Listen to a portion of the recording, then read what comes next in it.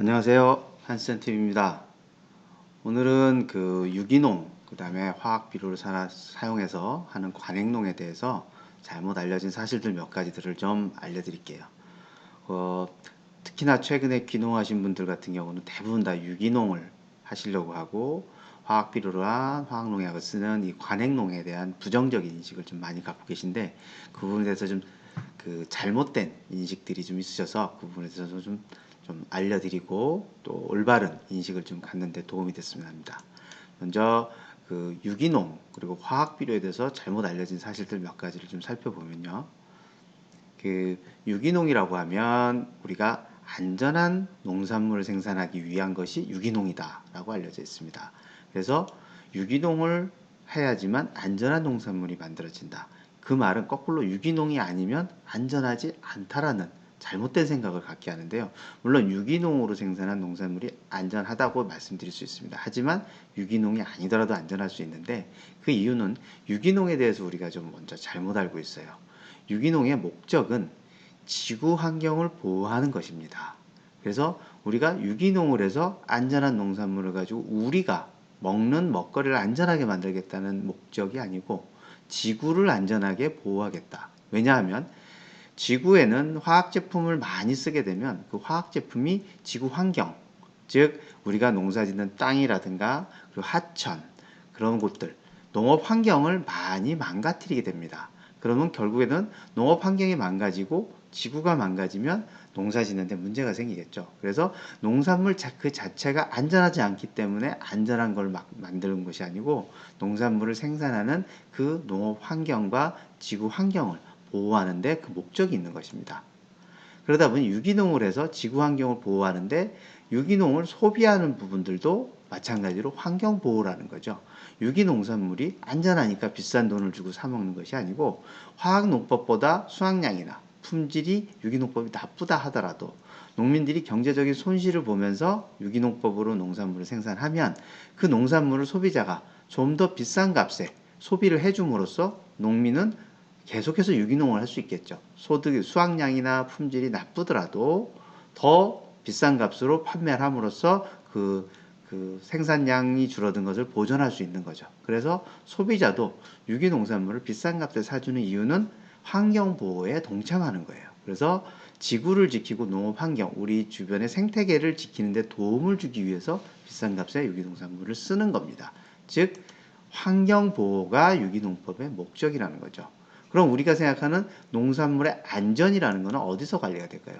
안전한 농산물을 우리가 먹고 싶잖아요. 농산물의 안전은 GAP 인증이라든가 각 국가마다 안전한 농산물, Good Agricultural Product라고 해서 안전하게 생산된 농산물이라는 걸 국가가 인증하는 그런 기능이 있습니다. 그래서 GAP 인증을 받은 농산물은 국가가 인증한 안전한 농산물이라는 거죠. 그래서 농산물의 안전성은 인증, 다른 형태의 인증을 통해서 관리되고 있고, 이 GAP 인증을 통해서 받는 데는 유기농산물도 되지만 화학비료를 사용하는 관행농도 GAP 인증을 받을 수 있습니다. 그래서 GAP 인증을 받은 화학비료를 사용한 관행농도 안전한 농산물이라고 국가가 인정하는 거죠. 그래서 안전성이라는 부분은 그런 쪽으로 보고요. 그리고 두 번째는 화학비료나 화학농약의 우리가 읽는 환경오염의 주범이다. 앞서 얘기한 유기농을 하는 이유가 환경으로부터 우리 환경을 보호하는 거기 때문에 거꾸로 얘기하면 화학비료나 화학농약이 환경오염의 주범이라고 얘기를 한다. 물론 이 부분도 환경 파괴에 영향을 줬습니다. 과거에. 하지만 우리가 살고 있는 환경은 이거 말고도 더 많은 그 요소들에 의해서 많이 파괴가 되고 있죠. 화학비료나 화학농약이 주범이라고 할 수는 없고 일부 부분에서의 책임은 있습니다. 하지만 어떤 부분에 우리가 오해가 있냐면 우리나라 땅이 산성이라는 부분들, 그래서 산성화됐다라는 부분을 많이 듣죠. 화학비료를 많이 써서 화학농약 써서 땅이 산성화됐다. 그래서 산성비가 내린다. 많은 오해죠. 산성비는 완전히 다른 이유고 땅이 산성화되는 것은 비료 때문이다라는 얘기를 많이 해요. 하지만 그것도 잘못된 거예요. 실제 우리나라 땅은 화강암으로 만들어져 있습니다. 화강암은 원래가 산성이에요. 그래서 화강암이 기반이 돼서 만들어진 우리 땅은 산성일 수밖에 없는 거죠.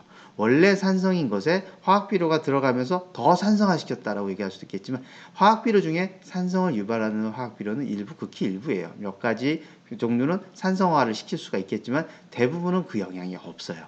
그렇기 때문에 우리나라 땅이 산성화됐다라는 것은 원래 땅이 산성이지 화학비료에 의해서 산성으로 그렇게 끌려간 것은 아니라는 거. 이것도 큰 농민분들이 오해하고 있는 부분이고요.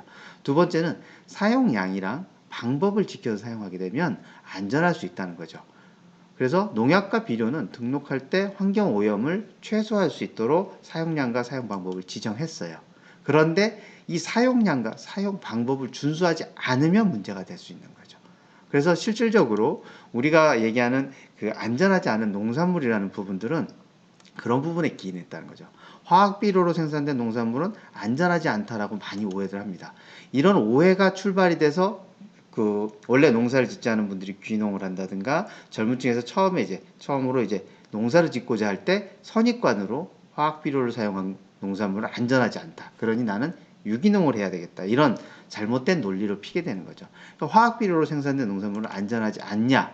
실질적으로 우리가 많이 먹고 있는 그 수경재배 또는 첨단 아쿠아포닉스 이런 거 있죠? 수경재배라든가 첨단 유리 온실 안에서 키우는 거라든가 아니면 식물 공장이라 해서 최첨단 시설에서 키우는 거 또는 최근에는 집안의 아파트에서도 LED로 식물 재배를 합니다. 집안에서 안전하게 그 엽채류 채소들을 키워 드시려고 집안에서 LED로 식물 재배를 하세요.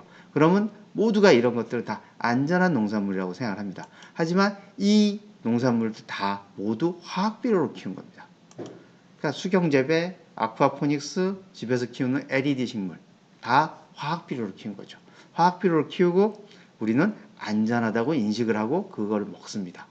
즉 친환경이라고 인식하는 재배법에도 화학비료로 키워진다는 거. 그러니 거꾸로 얘기하면 화학비료도 안전한 농산물로 인식될 수 있는 거죠. 그래서 지금까지 이 화학비료에 대해서 부정적인 생각이 있으셨던 분들, 그 유기농이 훨씬 좋을 거다라는 부분들 인식을 하지만 실질적으로 우리 농민 입장에서는 화학비료나 농약에 대한 불신이 있고 그래서 유기농으로 간다라는 부분은 실질적으로 소비자 입장에서 농민에 대한 불신을 갖고 있다라는 것이라고 볼 수도 있어요. 그래서 우리 농민들에 대한 불신이 오히려 화학비료 농약에 대한 불신을 만든 거다라고도 생각할 수 있습니다. 그러니 우리 농민들분들께서 화학비료나 농약 사용 기준을 철저히 지켜서 사용하신다면 화학비료나 관행농에 대한 오해를 풀 수 있을 거라고 생각됩니다. 네, 오늘 여기까지 말씀드렸고요. 귀농하셨거나 처음 돌아오셔서 젊은 층에서 유기농 하시는 것도 좋지만 기본적으로 화학비료나 어떤 기본적인 다른 농법에 대한 오해는 없이 농사를 지었으면 좋겠습니다. 감사합니다.